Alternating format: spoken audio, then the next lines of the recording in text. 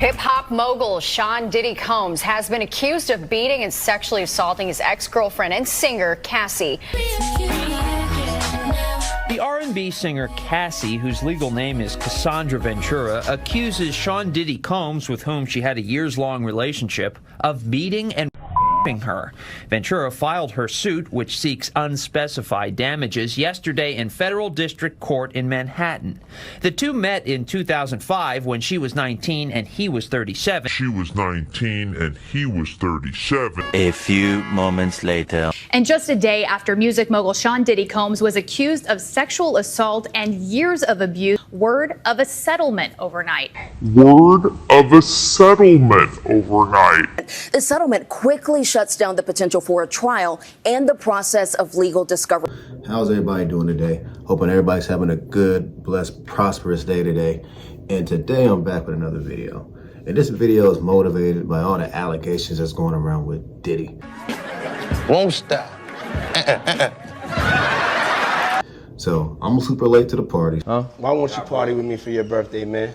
Yeah, we partied for my birthday before. You came to my party. No, but me and you ain't never really party, you know what I'm saying? So I know I'm not riding the wave, but I just want you guys to kind of see where my mindset happens when these things happen online or just in the media in general. So you guys already know, so I don't have to give you the spiel about just the allegations with Cassie, as far as just some of the things she said Diddy was doing, which was just horrendous, as far as with just abuse, as far as just with some of the sexual allegations, some of the things I can't really say on here. Another revelation that really shocked me was about his obsession with male workers. According to Cassie, he would bring them into their home, force Cassie to become intimate with them, and then record the entire thing and get off on it. Diddy would allegedly force Cassie to search for BBC escorts online and then arrange meetings with a bunch of them in a hotel room. You know, having Cassie order them in with the BBCs, you know, it was pretty intense, you know. And so, you know, it looks like Diddy's canceled. Just from what I'm looking at, as far as just how he's separating himself, but also companies is separating themselves from him, it's looking like it's a wrap. I don't think Diddy's going to be able to bounce back from this one. It looks pretty intense, and it still looks like people are talking. I saw a cryptic message from Albie Shore. It looked like he's about to start spilling things. Heard from some bodyguards. There's like some bodyguards. I see one bodyguard. He's talking every day. I think his name is Gene something, but it's a lot going on. And so what I wanted to do, I just you know me, just my weird brain. You guys don't know me, I'm a bad, but my weird brain, you know, I just went down a rabbit hole because the Jeffrey Epsteins, you know, the Harvey Weinsteins, the R. Kellys of the world, now apparently allegedly the Diddys of the world. And there's so many more, like, you know, I'm looking down the list right now. James Franco, that was a good actor. James Franco, you know, a guy that appears to be kind of canceled or blacklisted, sexual allegations. Johnny Depp was on that list at one point. I don't see him really working like that, but he seemed to have vindicated himself through his whole trial and everything that's going on. But like some of this list is just wild. I mean, on one end, I'm gonna try to be fair. One of the worst things you can get is an allegation, because people really don't care about the truth. I hear Charlamagne the God say this all the time. You can care less about the truth when a lie is more entertaining. And yeah, I mean, the way things work today, like if you have a nasty allegation, you are guilty. You are guilty. Like the guilt screams loud, and then even if you're exonerated, or if you know it comes out that it's not true, you know, the truth is silent. I remember Chris Brown got accused of some sexual assault a while back. I don't know if you guys remember this, but I remember it was a big deal. And like whenever you hear sexual assault, your skin goes, ugh. Like it's just like so-and-so was accused of sexual assault. It's just your skin crawls. It's a nasty thing. That's a nasty allegation, right? And so I remember that was loud when Chris Brown got accused. And I guess apparently the young lady's text messages or voice recording, something got out that made her look nuts and made Chris Brown innocent. And it was just a whisper, Chris Brown's innocent. And then we moved forward. But at that time, just the allegations is just posted everywhere. So the worst thing you can get, especially as a man today, is an allegation. So fellas, I encourage us to be super careful. You know, get consent. Then once you get consent again. Then once you get consent again. Take that. But I want to talk about a couple things. 1. It's a Bible verse, and if I'm butchering this Bible verse, I apologize. So it's a Bible verse, Matthew 19:24, and it says, "It's easier for a camel to go through the eye of a needle than a rich man or person to reach the kingdom of God." And that's deep, because the American dream, what does the American society push us? It pushes us to, we can be whatever we want to be. We can be nothing and turn nothing into something. Society, especially American society, Western society, pushes us to chase wealth. Wealth is connected to success in the U.S. But if you're listening to this, if you're listening to the Bible, right? And again, whatever you believe in. But according to this verse, it's saying that it is easier to fit a camel through an eye of a needle. You know how small an eye of a needle is and how big a camel is? And so what does this mean? And so I'm going to decipher this for what it means for me. And I don't think it means like if you're rich, you're going to go to hell. I don't think that's what it means. I just think that it's a lot of corruption once you get to a certain level of wealth. There's a lot of corruption when you get to a certain level of wealth. And, I believe it's a lot of truth to that. Now, granted, I know some individuals that are doing really well in life. One of my best friend, matter of fact, my best friend, he's a millionaire. He has a show on TV. I'm going to bring him on here one day. But he's pretty humble. But that's because he grew majority of his life broke with us. You know what I mean? So it's not like he was born with a silver spoon. Really, if people knew how hood my guy was, because white people love him, people will be shocked if they knew. He put a story out there, but people will be shocked if they knew like the depths of like how gutter my friend was, and now he's on TV. And white people love him. He has his own show, right? But that being said, just look at it. I believe that, and I'll explain to you why, right? So I want to use Diddy. So everything that Diddy is going on with Diddy is allegedly, of course, but I think it's a good case study. Smitty, what do you think? Smitty, what do you think? People ask me that all the time. Smitty, what do you think? Do you think Diddy did it? Do you think Diddy did it? Did he do it? Did he do it? What did he do? What? Right? And for me, I'm really, I don't like to really put guilt on someone, but I just look at patterns of behavior. I'm big on patterns of behavior, right? And so like with Diddy, can he be a grimy dude? Yeah, majority of his artists say that he was a scumbag and that he owes them money, and he could care less, right? That's documented. I was on Making It a Band. He could care less. So he has shown to have kind of a selfishness to him, like an arrogance to him, a guy like complex to him, right? Can Diddy get violent? Absolutely. He is. J. Cole's my favorite rapper. He put hands on him. I've seen a video of Diddy charging at a police officer. Lower your fucking voice when you talk to me. I'm a man just like you. I'm a man like you. Listen, but I don't give a fuck who you are. I don't give a fuck who you are either, motherfucker.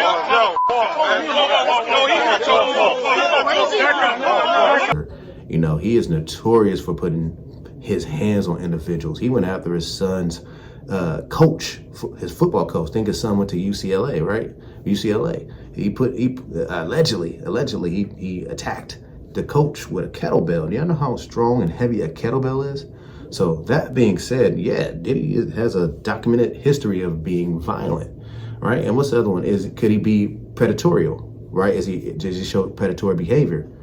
Yeah, he met Cassie when she was 19. He was in his 40s. Like, I get it. I know the red pill people try to push, high value men wanting these young girls, but to me, that's creepy and disgusting. I know when I was younger, I always wanted older women. I try to strive for women out of my league, I try to strive for corporate women, women that was in the law office, entrepreneurs. I was striving I was swinging for the fences, trying to get the type of woman I was getting. And I was, and some days were good, some days were bad, but like, shoot, I hit a lot of home runs on a lot of them. I just never understood the mindset of wanting a woman that was younger. To me, that's predatory behavior, because that women your age typically know the BS, they know the game, they have some wisdom behind them. When girls are young and they're wet behind the ears, they can be easily manipulated, and they're very impressionable. Selling out arenas and everything, starting to act different. You ain't been calling me and hanging out the way we used to hang out. Well, I mean, you never really got my number, so. Correct. Okay. What number? Like 19-year-olds, 21-year-olds, when you're 40, 50 years old. I should look like he fresh off a goddamn plane. That's my brother right here from day one. We used to wake up and, damn, pause, but like, check this out. I mean, back in the days when he was like 10 and I was a little bit older, his older brother, we used to fight over the Frosted Flakes. You know what I'm saying? Before pause was invented. You know what I'm saying? We used to actually wrestle off of the Frosted Flakes. What the fuck did Puff just say? Yeah, that's disgusting, in my opinion, right? So, that being said, yeah, I'm not gonna say if he's guilty, but if you ask me, do I think Diddy did it? Yeah, absolutely. I wouldn't put it past him. You know, even like with the freaky escapades that was, Cassie alleged. Yeah, I saw a video with Exhibit when I was a kid. Invited to a Puffy party, the New Year's Eve party. Went to the party. Karen is with me. You know what I'm saying? Whatever. Superhead. Yeah. Puffy calls me outside. He's like, "Hey man, that girl you know about the girl you?" I was like, "Yeah, nigga. Yeah, everybody know, but you know what I'm saying? What's happening?" You know, he's like, that's the devil, man. He's like, "Yeah, man, she videotaped you with fingers in the booty." That's a new movie. You know what I'm saying? I was like, "What?" I told him what he told me, and she was like, "Oh," she started laughing like a motherfucker. I'll tell you later. I guess he's had some prior incident with her that he don't want nobody to know about. So then, he's doing his business. We go down and get a drink. You know, we sitting there bopping to the music, and then she point over the corner. It's two dudes kissing. You know what I'm saying? I'm like, the fuck is this? You know what I'm saying? So I'm like, okay. Then there's girls in the club too. And then she pointed another direction. It's another dude over there like butt ass naked dancing. You know what I'm saying? And I don't think Exhibit was on some just trying to expose Diddy type of stuff. I think he was just telling a funny story. But in that story, he exposed like how freaky Diddy could be, right? So I can believe that Diddy was into some kinky, freaky type of shit, right?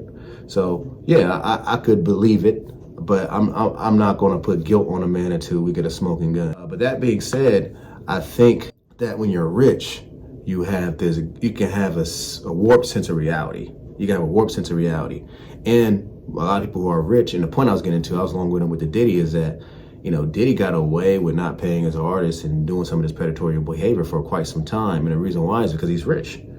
Right, so allegedly he's been doing this for a while, and a lot of people knew.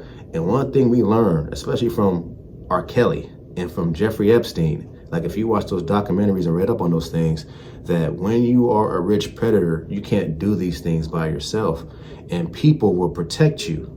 So unless you get caught red-handed, they'll leave you, but if they can sweep things under the rug, they will.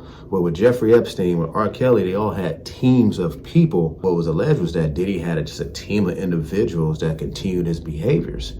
And, when you do things like that where, let's say like you watch a porno, and so you watch a film, or you watch, one of them X-rated films, you can watch that and be like, ooh, man, like, that's kind of wild. I wouldn't mind trying that, but that's kind of wild. When you're rich, you can make that happen. Yo, man, get that guy right there, get that girl right there, get that right there. Anything your little nasty mind desires, you can make it happen, right? Right. But also the other thing is that when you get away with things, like you get away with assaulting folks, a lot of people would turn their cheek for some money. And so allegedly Diddy was hitting Cassie in the hotel hallways where there were cameras, and he was able to pay and get the film back, right? And so, or like when somebody noticed something, witnessed something, you can either pay to make them shut up, or, and this is allegedly, so I want to say allegedly because it's clear, but from what I'm hearing, once you have a certain amount of money, you can make somebody go away through natural causes, if you know what I mean. So like, oh man, that person was never known to use drugs, but fentanyl overdose, or, this person was pretty healthy, but then next thing you know, they drowned in a hot tub. Or like, yo, this person committed suicide. I never thought this person was unhappy. If you don't have certain intangibles, a certain relationship with your higher power, then you can have a godlike complex. Everybody's kissing your ass. And it's tough to reel that back in. It's tough. Like if you don't have a connection, if you don't have an identity with yourself, if you don't have real people around you, or like if people are afraid to hold you accountable, if no one can hold you accountable, then you're going to continue to do unhealthy behaviors. It's the highest level of enabling possible when it comes to some of these rich folks. So to my individuals, my normal people like me, one of the things I think we need to focus on, especially on 2024, is preparing ourselves to withstand our blessing. So TD Jakes, shout out to TD Jakes. They're trying to get my man. I'm with you, TD Jakes. I don't. Right now I'm with you. Right now I'm with you, TD Jakes. All right, I'm with you right now, TD Jakes. But they're trying to get my man, TD Jakes.